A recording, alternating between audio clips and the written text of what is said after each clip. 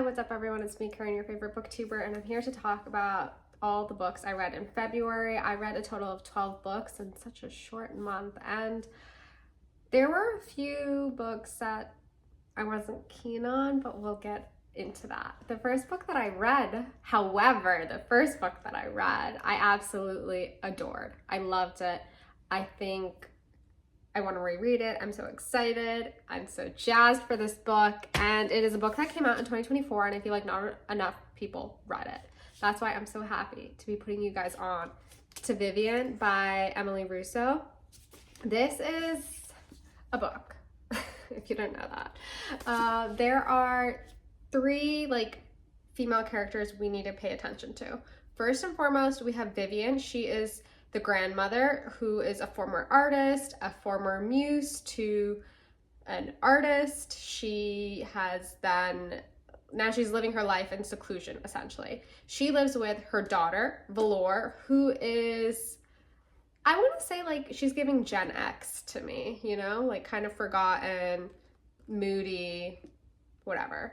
She is grappling with the death of her husband, but it's not this isn't a sad book. This just is a book that's considering death quite a bit. And while she is doing that, she's also just someone who lives in her beautiful house and somewhere in Pennsylvania. And she spends a lot of her free time creating works, researching, thinking about the art of her parents. Now, she also has a daughter. Her daughter's name is Vesta, and Vesta is young. I want to say she's 10 years old, but she's, at the same time that I'm saying that, she's quite fearless, but also she's a Virgo sun, and she's quite particular and is just really, I want to use the word bombastic. I don't know. She's just bold, but also quite sensitive, and she's quite aware of all of the micro facial expressions of her mother or her grandmother. And she's, because of the fact that her father died, and you know, this is quite a big loss to experience, there's just this fear and tenderness within her. And you can see the ways in which there's this one scene where her mother makes a face, and she's just oh my god, that's the same face that my mother made when my father died. And I fear that moment, that's kind of big. So you have these three women, and they're all living in Pennsylvania. And what's happened is that it's hard for me to keep track of the women's names, to be honest, but Vivienne, one of her artworks was going to be in this group exhibition, but then cancel culture got its grips on her, and everyone got mad, the internet got mad, and they pulled the piece of work from the gallery. And you know, Vivienne's a woman in her 80s, maybe early 90s. What does she know of the internet? What does she know of cancel culture? She really doesn't care. But then this city slicker, New York City gallery guy, who also is concerned with mysticism and also is quite body conscious, he comes through and he's you know what? This is going to be my big break. I am going to do a whole entire exhibition surrounding her work. And so he goes to their house to chat with them. And this book takes place over a week. It is very quick. I don't want to give away any more than what I have already told you guys, but it mixes narrative with also these YouTube comments that are showing people reacting and responding to Vivienne's work, and the whack things they say, and the ways in which people overshare in YouTube comments. It's really just it's a very dynamic novel, and it's something that, as I probably mentioned earlier, I want to reread it because there's a lot going on in a very short amount of time. It was a really quick read, and I'm gonna be honest, at first I felt a bit hesitant to read a book that considers cancel culture, because that's not really something I care to read that much about. It kind of seemed a bit boring, and I would have to say the cancel culture stuff in this book is very it's not the main focus. This is a novel that's considering femininity, a sort of dark femininity, religion and immortality, the artist, those are some lofty things that I'm throwing about, but I would have to say that that is what this book is dealing with, and it does it quite well. And yeah, definitely check it out. After that, I read What I Will Have to Say. I'm going on record to say that this book was the worst romantasy book I have ever read. Sorry. That book is When the Moon Hatched by Sarah A. Parker. Now, this book, like half of the way through, I was like, I really dislike this book. But low-key, I kind of want to see how it ends, but also I've already put in so much time and effort into reading it. So I fell prey to sunk cost fallacy, but I still persisted. I listened to this a little bit on audio so I could get through it faster. Then I had to read it on the Kindle because I was like, I'm going to just read it faster than I'm listening to it. This book also like gets a lot of praise and attention from people within the romantasy space, and I don't know why, because I thought it was pretty bad. But it has a compelling premise. In this world, in this world, there are dragons, okay? And when a dragon dies, it turns into stone and then somehow goes up into the sky and becomes a moon. And so within this world, there's just thousands of dragon moons within the sky. And one of these dragon moons has fallen. And that's like a whoa moment because, you know, people are trying to get a little bit of the dragon moon, whatever. That's just an overview of kind of this space. Now, in particular, within this world also, there's 5 different gods. Each god is attached to the elements, and then the 5th one is like ether or whatever. And people are able to hear the god, and if they're able to hear them, they're able to utilize their song, their words, and create magic. So if you can hear the fire god or goddess, I don't remember which one it was, you would then be able to utilize that power, those words, to make fire show up wherever you want. Those are like the main elements, world building, magic system situation going on. I don't know, I'm throwing around romantic buzzwords, aren't I? And so when this novel kicks off, we're introduced to this woman named Rave. Rave is your standard of the moment, badass female main character. However, she's really annoying to me. Like, I've had enough of the badassery of it all. Enough is enough, as my mother would say. And we're introduced to her, and like I would have to say that in this book you could tell in like the very early scenes that a lot of time and attention was spent on the opening, and then as the novel progresses you can tell that the same level of time of attention was not given, because the first few scenes are very well rooted. We're introduced to Rave. She is attempting to assassinate a guy, and then she meets this other mysterious guy, whatever. Like, those are the early scenes. That's done quite well. You're able to see this girl, you understand the world. Then we're introduced to Rave's best friend, and we're introduced to her because she's going to die very quickly. And then she does die. And because of like the time span we spent with her, I was not able to feel remorse, feel sadness that this girl died, because we didn't spend any time with her, and the language that is used is very confusing because you're unsure if they're besties or if there's more than that going on because of some of the language that is used by the main character to express her disappointment, sadness, whatever it may be.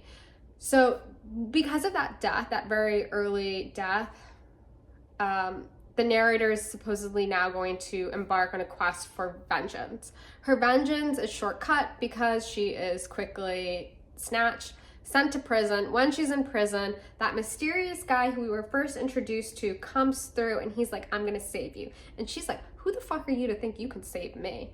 And he's just like, I'm trying to help you, like, chill out. And she won't chill out. And then she gets sentenced to execution, and then this guy saves her, takes her to his land, and we slowly start to see that maybe Rave is not who she says she is. Okay, having said all of that, one of the things that this book did that really grated me was that the biggest insult is that you are so-and-so male who's annoying, patriarchal, whatever, you have a micro penis. This is the worst insult in the whole entire book. It is utilized excessively, and I found it to be kind of boring. Like, that's like the most like, whoa, like, oh my god moment that happens, and it's done so much. It gets so repetitive, it's so boring. It's just an excessive amount of attention spent on like these very I don't know, like low-hanging fruit insults. And one more of my bigger problems with this book is that the language is, it's almost purple prose if the language actually made sense, but it didn't, because it's quite often mixed metaphors, words that are used incorrectly. I was on Reddit reading what other people had to say about this book, and a girl who loved it, said, I really liked this book because it made my brain work and think. And I was like, baby, like, your brain is working hard because this book is not using language correctly. Like, I think you need to try another book to get your brain to think. I feel really bad pointing that out, but like, I've not forgotten this comment. Yeah, it was not the best. There's tropes that are utilized as lost or forgotten identity. There's a baby trope. I don't know. There's just some weird, silly shit happening. I have no desire to read the second book. I don't even want to know anything more about this world. I think also if you know about the Throne of Glass, if you've read that series, you can see the ways in which this was inspired by that. There was like one or two things that I thought were cool, but for the most part, I was not a fan. And I also think one of the big problems is one of the things that was going on with this book is that each chapter starts with these diary entries, and once you like catch on to what's happening, you're kind of just like, oh, okay, like everything I need to know is there. And so the reader starts to know things that the narrator does not know. And the narrator and that mysterious guy are not communicating at all, and they just like do nothing, silliness and whatever. That was that book. Spent a lot of time on that book. Okay, after that, I read another romantasy book because I needed a palate cleanser, and the book that I read was The Serpent and the Wings of the Night. You know, when I read it, I thought it was because I had such a poor experience with that other book. Reading this was a breath of fresh air. It felt stronger, better, whatever. But in retrospect now, I'm kind of just like, I don't know, should I continue with the second one? Do I need to? Whatever it may be. Okay, in this world, we have vampires. And these vampires also have wings. I'm like sick of these winged creatures. I've had enough. But anyways, there is this vampire king, and he, for some reason, adopted a human girl. And he has raised her for the last 20 years. And in this world, these vampires are very like mean, scary, whatever. It's a bleak world. So I'm thinking Cruel Prince, the ways in which Jude is in that world, and she has her father, that guy, Maddox, and he's just like, you need to be the bravest, strongest, toughest, because if you're not, the Fae are going to attack you. That's the same thing here. Now, in this world, there is this tournament championship that happens maybe once every 200 years, and if you win that championship, the queen of the goddess of the vampires comes down and she bestows a gift upon you.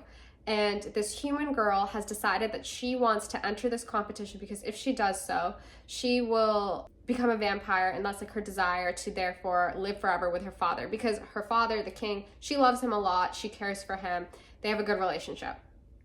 Now, while this is happening, while she's embarking on this tournament, she meets this guy and romance. I thought this book was fairly fun to read. I mostly liked it, but I would have to say is that the element of romance between the main female character and this guy, I did not believe it at all. I thought they made wonderful friends. I did not think that they were romantically, I didn't think it was there. Maybe I'll read the second book. I was kind of thinking that I would utilize the second book as my reward for finishing the International Booker long list. I don't know if I feel that way about the second book anymore, so I don't know if that will work as my sort of treat. But yeah, that's... Oh, the one thing I did really enjoy about this book is that I thought it did a really good job of atmospherically showing us the ways in which this world of the vampires is very like decrepit and just, it's like eerie and scary, and it's not a beautiful manners and this and that. It just like feels as if everything is crumbling. I liked that. After that, I finished Something to Do with Paying Attention, which I had started, I believe, in January. So this is a reprint, this was initially published with, I believe, Pale Fire as like a little section of that, something like that, I don't know. Then McNally decided to like print this, just this. Something to do with paying attention is sort of a coming of age story of this guy who is describing the ways in which his life changed and how he decided to become a man, if you would. He describes growing up in the 70s, being in college, and he self-identifies as a wastoid. He says, like, I was a wastoid. I did nothing of importance or value. My parents were, you know, always arguing about me. My father thought that I was wasting time, and he was right. I was wasting time, but then my mother would come through and she was a bit more in touch with her feelings, and she thought that it's okay, we need to let him do his thing, everything will solve, blah, blah, blah, blah, blah. Then one day during the Christmas holiday season, when the narrator and his father go, I think they live in Chicago or in the Chicago area. They're about to take the train because they're going to go to the mall to shop for the holiday, and a horrible accident occurs. The father dies, and this death puts him in a different, like, peace of mind. He enters like a different way of thinking. I don't know, you know, the shock, the grief, whatever it may be. And then he is in college, and he's been like floating about from college to college, never finishing, taking breaks, whatever. Finally, he's at this one university, and he was meant to go to a history class, but because he wasn't fully there, he ended up in the wrong class. He ended up in an accounting class, and this class changed his life. Okay, that's like the overview. They were not kidding when they named this something to do with paying attention. You really have to pay attention because our narrator is paying attention to the most minute of details. The level of description that we are getting is crazy. And then there are these moments where the narrator will like almost pull back and be like, everything preceding this was, I utilized 2,371 words to describe X. And then later on, he'll be like, we've used 40,000 words. Or like in the speech that the guy in the accounting class gave, that was like 2,000 words and blah, blah, blah. Like, it's just incredible, the level of detail. So much so that when I was reading this, I was thinking about if I had to describe my own teenage years or something like that, would I be able to have this level of detail? I would have to make up a lot of those details because I don't remember the stuff that he is pulling out. And there is also a way in which, because he's paying attention, he also points out the times where he's not remembering something correctly. I think it's just this really interesting way to play with the reader. Thematically, we're also considering parents liking someone versus loving someone, and then the narrator is questioning, if God loves us all, what does that really mean? There is this way that there is this like slight occasional conversations about religion, especially because at one point the narrator is remembering how he was roommates with a super religious guy, and a super religious guy had a girlfriend, and she came through to talk about her becoming a born-again Christian moment and the ways in which she felt as if God himself was speaking to her and she was directed in such a way. And then when the narrator is describing his own moment of revelation, or this moment that occurs that changes the entire course of his life, he's also remembering how he mocked that girl and how now he's in the same position as she is. There is also a way in which there's this conversation that is happening about tedium and what does it mean to experience tedium, boredom, and endure that, and how that connects to working, and does that require courage. And I think that's when on the whole, even though this took me, I had to take a break from it because it is so concerned with the details, this really made me think a lot and I enjoyed it. And I do want to read you guys a little section because it was incredible. I can see why people like David Foster Wallace. I can see it. I understand. Okay, this I think is on page 105. This is within that moment within the classroom when his life sort of changes. Gentlemen, he said, by which I mean, of course, later adolescents who aspire to manhood. Gentlemen, here is a truth. Enduring tedium over real time in a confined space is what real courage is. Such endurance is, as it happens, the distillate of what is today in this world neither I nor you have made heroism. Heroism. He made a point of looking around, gauging people's reactions. Nobody laughed. A few looked puzzled. I remember I was starting to have to go to the bathroom. In the classroom's fluorescent lights, he cast no shadow on any side. By which, he said, I mean true heroism, not heroism as you might know it in the films or the tales of childhood. You are now nearly at childhood's end. You are ready for the truth's weight to bear it. The truth is that the heroism of your childhood entertainments were not true valor. It was theater. The grand gesture, the moment of choice, the mortal danger, the external foe, the climactic battle whose outcome resolves all designed to appear heroic, to excite and gratify an audience. An audience. He made a gesture I can't describe. Gentlemen, welcome to the world of reality. There is no audience, no one to applaud, to admire, no one to see you. Do you understand? Here is the truth.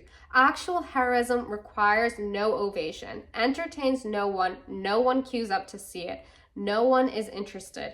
He paused again and smiled in a way that was not one bit self-mocking. True heroism is you alone in a designated workspace. True heroism is minutes, hours, weeks, year upon year of the quiet, precise, judicious exercise of probity and care, with no one there to see or cheer. This is the world, just you and your job at your desk. And it continues, and there's more in this speech. And I think that there's two reasons why I point this out. One, as I mentioned, this kind of is the scene that we are reaching towards in this novel, but also I think there is something really quite interesting and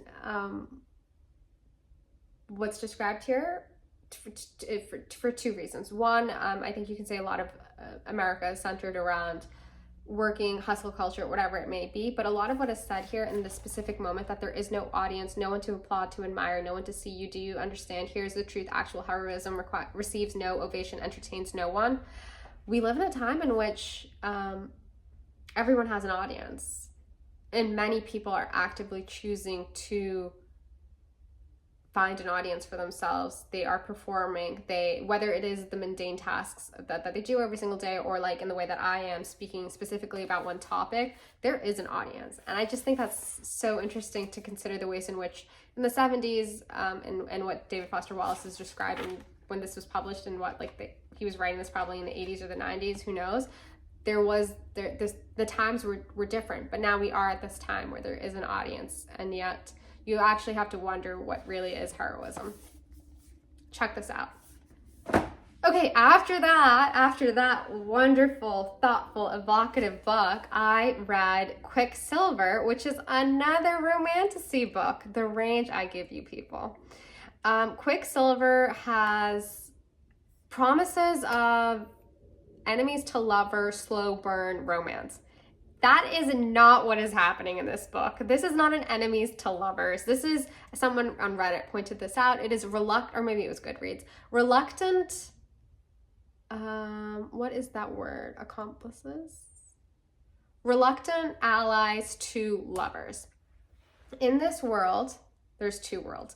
The main world from which the narrator comes from is a world in which there are two suns. The world is a desert. Water is rationed, and there is this horrible evil queen who has lived more than 1,000 years. She is trying to live. And sometimes like weird things happen around her. Like sometimes metal will bend or a sword will be thrown. And she's kind of just like doesn't know how this shit happens, but that's who she is. Then she steals something and she is taken to the castle. When she's in the castle, she pulls a sword out of a rock or a pool, something like that. Very King Arthur vibes. And when she does that, she opens a portal, and this Fae guy, takes her and brings her to his land.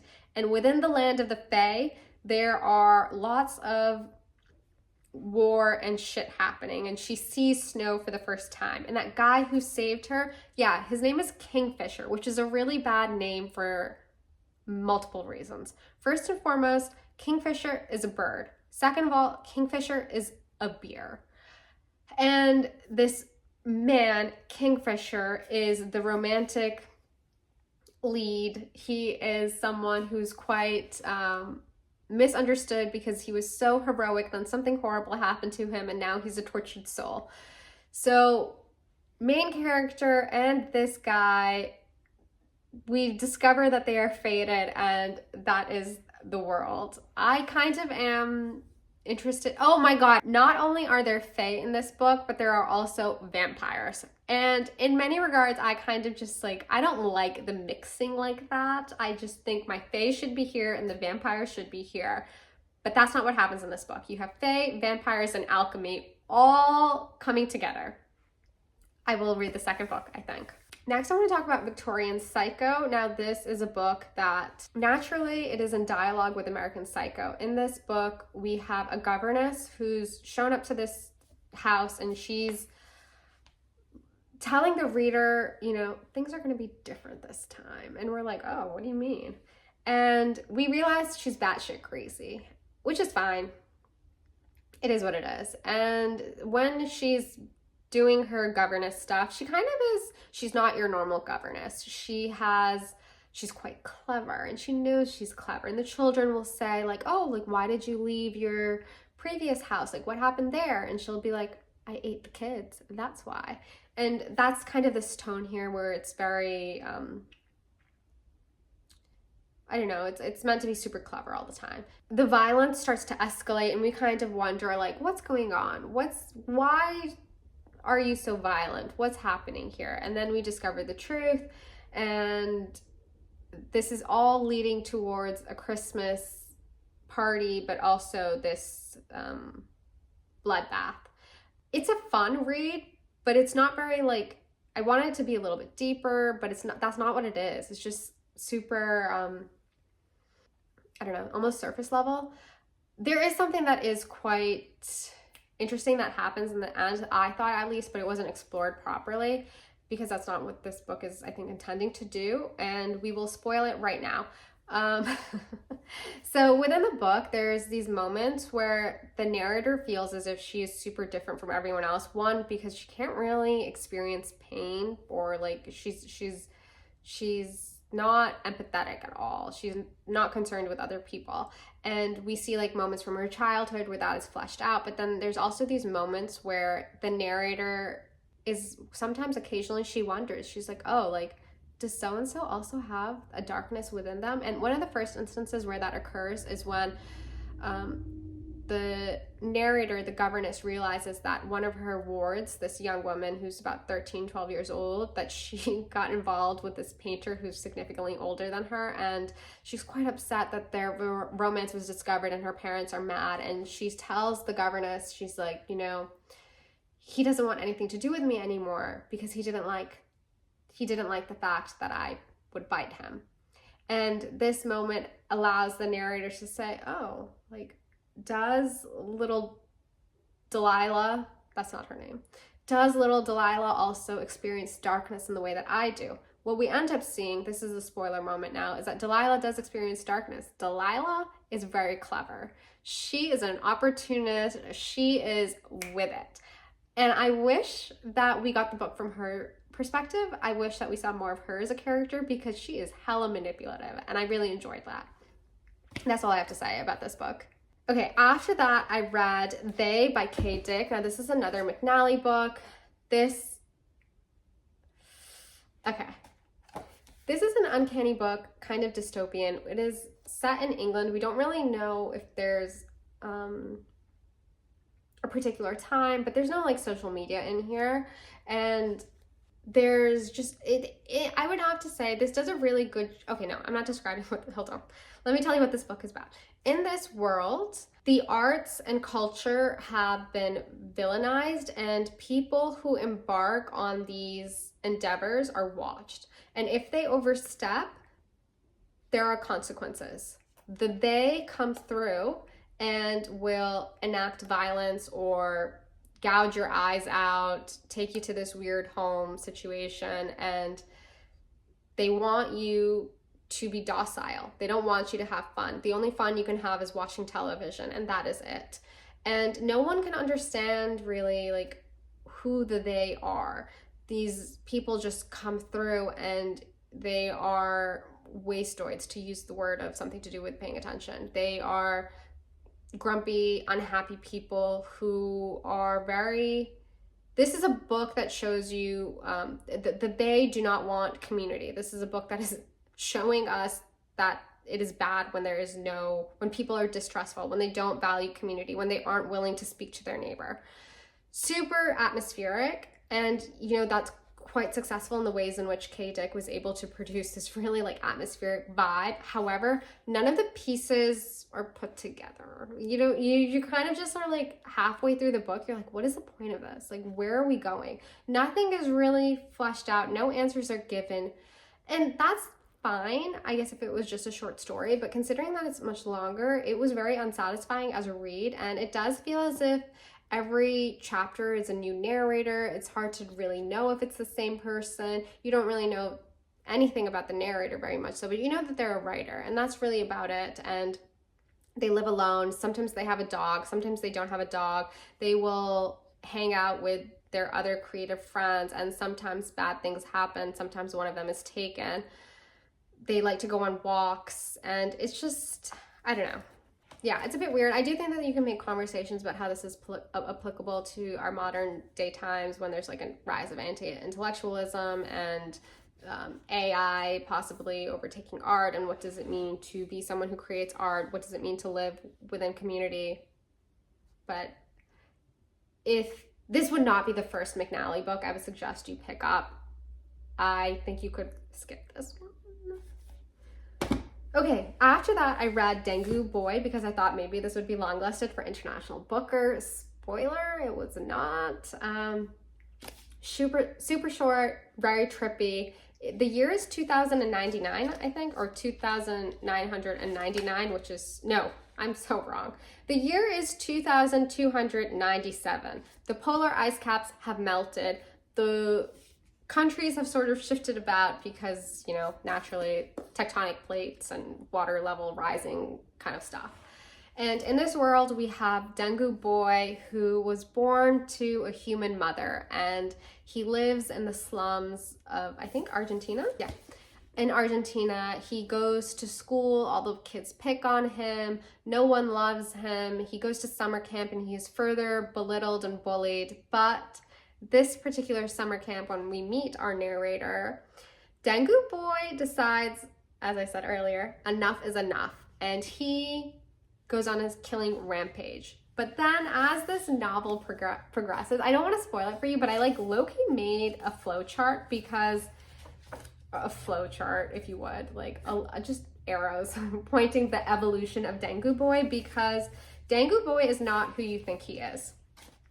And while this is happening, we are introduced to two other kids. One of them is the bully from the summer camp, who is also a child of the slum, who is kind of a little clever, a bit of an opportunist. He is able to work hard and just wants enough money to play a certain video game. Instead of getting the actual video game, he gets the, what do you call it? Not dupe, but when people would have DVDs and then you could buy them on the black market. What was that called? Do you know what I'm talking about? He gets like the janky version of the video game that isn't the real one. And he's playing it, and then a magical item is discovered that is somehow connected to this like otherworldly human consciousness, and that's that. Then there is a third character that we are also introduced to very early on. She just has like a chapter. She is also a child, but she is a child of the wealthy elite, and now she has that video game, the one that everyone wants. And in this video game, we see a world of Indians versus Christians, and it's like the War of 18 something or other, and they are duking it out, and that's this video game.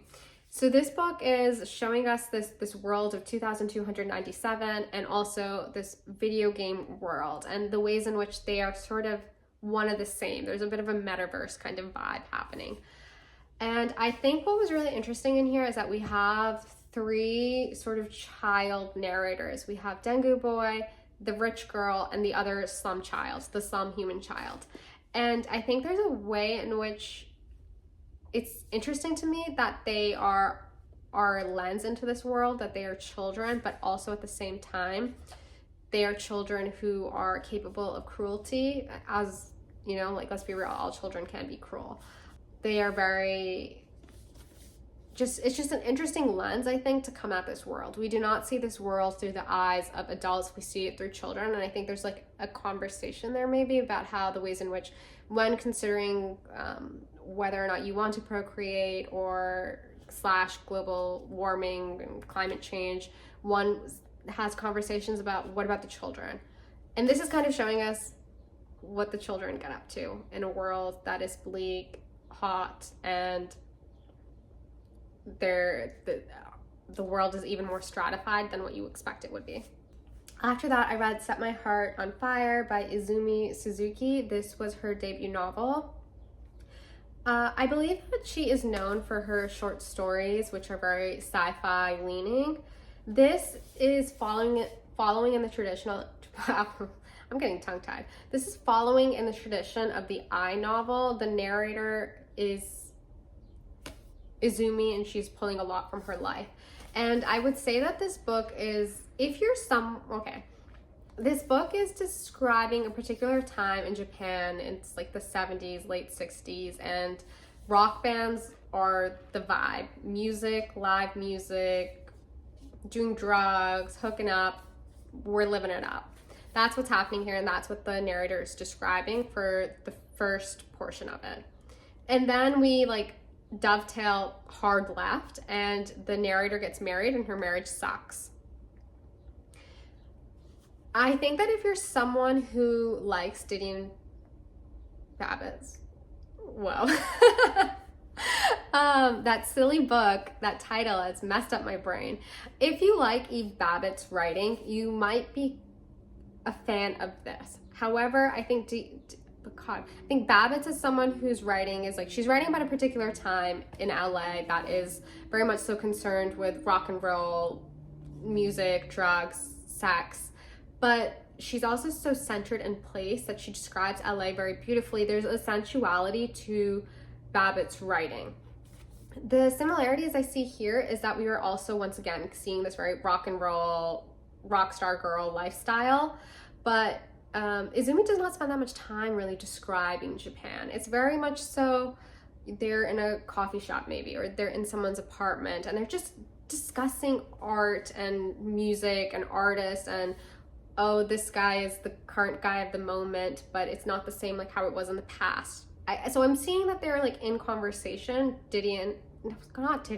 Babbitt and Suzuki, but I don't know. I think on one hand, I'm not someone who's that enamored by music like that, so I didn't really vibe with that.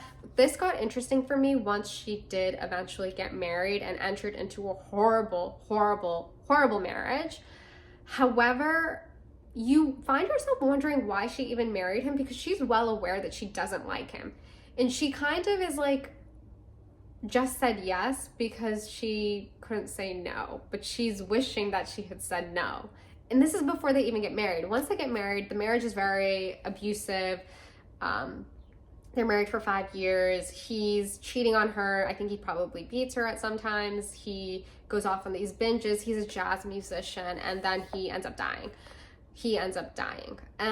This book felt underdeveloped to me. However, I do think there's a way in which I can say that there's this conversation happening about youth, because the narrator is describing these early episodes where she was getting with all these guys and really living it up, and she's considering sort of gender roles and how she's not like other girls, but she's not also like a guy. I don't know.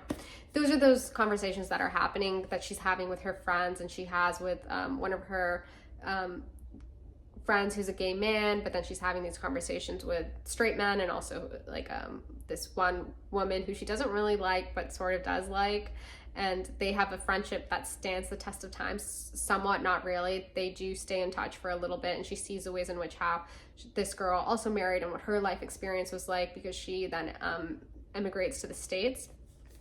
I'm sorry, I feel like I'm being really confusing when I'm talking about this book, but the narrator is spending this time describing what it was like when she was in her early 20s, and then we get to, I think she's maybe 33 or 36. Her marriage has ended. She has met one of the guys that I think she loved him, but it was kind of, they're when we're introduced to him, it's really awkward and it doesn't make any sense. I mean, it does make sense, but you don't really see that love connection there, but supposedly she had it.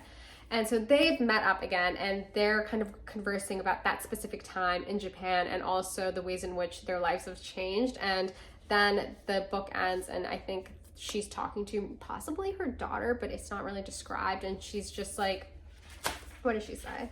Would you want to live your life over again? She asked me, still facing forward. If I could. She probably wouldn't understand. Doesn't matter. She'll probably live through a more troubled era than mine. A smooth, blank, fever-free age. Some things you only understand once you've tried living. By the time you understand them, it's too late. So having said that, I think this book is kind of exploring that, what it's like to be young and then also to not be young. But while I say that, I do have to be like, girl, you're only 36. Like, chill out. I understand that, like, back in the day, being in your 30s was, you know, game over, but she's still quite young. She's acting like her life is, oh, well, then I guess, never mind. This author commits suicide really early, at 36, I believe. So we're going to move on to the next book. After that, I read the second volume of On the Calculation of Volume. Okay, this is going to be Septology. This book is going to be 7 books. 2 of them have come out so far. The first one, On the Calculation of Volume, Volume 1, was longlisted for International Booker, and I believe Volumes 3 and 4 will be coming out on the same day in November. In Book 1, we are introduced to Tara, who is a seller of antique books alongside her husband. She's gone off to Paris to collect some of the books, and she discovers that every day she wakes up, it is still November 18th, and she is the only one to notice that, to experience that. And she goes back to her husband and tells him the situation, and it is a testament to their marriage, to their love, that he believes her, and she has to then tell him every single day, like, what's happening. Eventually that gets to be too much for her, and she decides to live in the house as a sort of shadow self. And that's the first book. And she's kind of considering this existential dread, this idea of being a monster, being a second self. In Book 2, things switch up a little bit because Tara decides to leave the house. She is leaving her little city village area that she lives in. And what she decides to do is that she's going to be chasing the weather, chasing a year. She wants to experience winter. So she goes far up north and she buys winter clothes and she's seeing snow and she's feeling the ways in which the weather changes. And then she decides she wants spring. It is time for her to experience spring. So she goes down south, and then it is summertime, and then back up north for fall. And she's kind of hoping that maybe by doing this, she will trick the days to turn. That's like going on in the back of her mind. And while she's doing this, she also visits her parents and her sister. And then towards the end, something happens. And she's like, okay, maybe I shouldn't be chasing the seasons. Instead, she is overcome and consumed by this desire to learn more about the Romans. And she's reading history books. She's going to universities and attending lectures, and she buys a laptop and a printer, and she's just consumed, absolutely consumed. And while that's happening, she's also considering this idea of a container and how the Roman Empire, like, erected a boundary and contained themselves, but then also she herself is in a container of November 18th. Then we finally get to day 1144, i.e. the last entry in volume 2, and we discover that maybe she is not. Should I spoil it? Maybe she's not alone. I don't know. We don't know. We have to wait until volume 3. So I'm really enjoying this. I think it's just a wild ride. And yeah, I'm quite happy to be reading this book. I'm eagerly counting down until November. Okay. After that, I read another McNally book. Did I read 3 this month? Yeah. So I read The Mystery Guest. This is called The Mystery Guest, A True Story. And I would say that this is kind of towing the line between memoir and literature. In a memoir, you would have kind of boring prose, ultimately. It would be very much so, okay, actually, no. Let me describe what's happening in here. In this book, we're introduced to this narrator who is in the grips of a breakup. Actually, I think the breakup happened like 2 years ago, but he's still just mired in his suffering, as one is, as one can be, as can happen to someone. And he's in his apartment and he gets a phone call, and the phone call is from his former flame, and she is inviting him to a birthday party for a famous artist. And this famous artist loves to throw a birthday party, and every time she has a birthday party, there's one guest who is a mystery, someone she doesn't know. And this time it is this narrator who is in his 30s. I think he's just turned 30, and he's like sad and whatever. And so he goes to this birthday party, and he's seeing the ways in which his former flame has like grown up ever so slightly, and she has a child now, and she's married to a man who is, you know, a certain kind of man, and her friends are all artistic friends, artists and writers and directors and people. And there's this beautiful bouquet of roses in the foyer, and he's just struck by their beauty, and he's kind of telling himself like, oh, I'm going to speak to my former flame, and I'm gonna tell her this and tell her that, and this is gonna be this wonderful moment for us, or it's gonna be like this. He's just one of those people. I mean, I think a lot of people probably are like that, where they envision these scenarios and these moments, and they think it's gonna go like one way or 1,000 different ways, and the way it actually ends up happening is not at all the ways in which they imagined it. And so when he's leaving this party, this girl also comes to stand before the roses, and she says a line, and he realizes that that line is connected to Mrs. Dalloway, Virginia Woolf's Mrs. Dalloway. So then he runs back home and he reads the book, and then he also discovers, you know, like that her saying this was a perfect moment for him, or like the perfect way for her to signify that what the relationship meant to her, and he's now going to embark on his life and live. And then whatever, I'll keep going. So then that happens, and he lives, and then later on he gets reconnected to the artist, and we sort of see what's happening there. This is interesting to me because it is a true story. I looked it up. There is a real artist. The female painter artist lady, she made her own work of art that explores her relationship with this guy. Like, very interesting.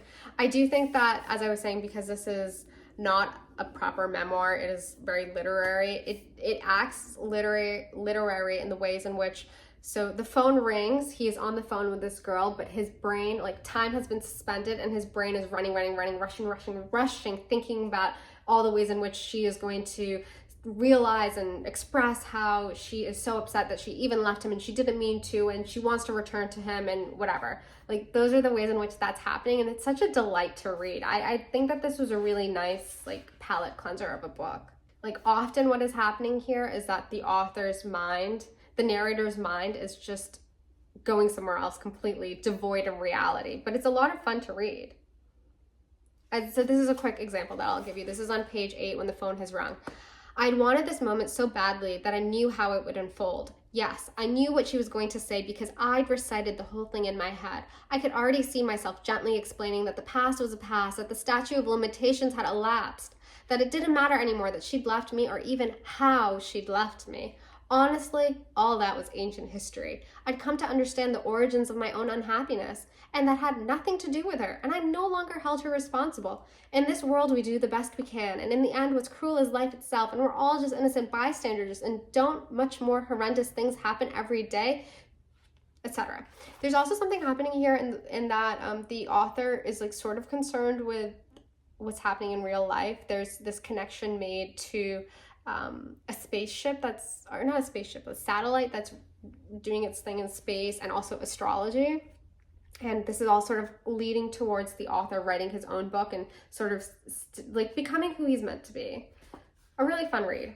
After that, because the International Booker long list was announced, I read the 5th book on this long list, because it just so happens to be that 4 of those books I had read prior to the long list being announced. That 5th book that I read was Under the Eye of the Big Bird, and this is a dystopian novel sci-fi situation. There is an assortment of short stories that are showing this world that is, I think, about 2,000 years in the future, and this is a very weird, trippy world.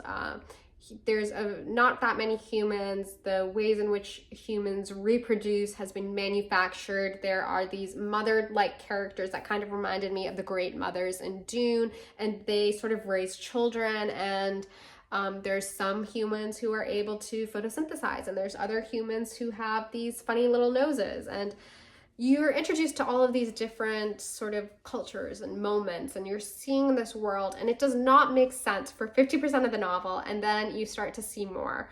I will talk more about this in my video that I'm going to do specifically dedicated to International Booker, but that's just an overview of that book. I thought it really worked on an emotional level for me. I felt super sad. I was contemplating love, and not humanity, but love was something that I was thinking a lot about, and it was just make me sad. And I do think it's a book that maybe should be reread. I don't really plan on rereading it though. Okay, that was my month of reading. Thank you so much if you made it this far. I feel as if this video was incredibly long, and I appreciate you for having weathered it all. If you would be inclined, I would love to hear maybe what your favorite book was in the month of February, maybe the book you disliked the most. I'm here for it all. Thanks.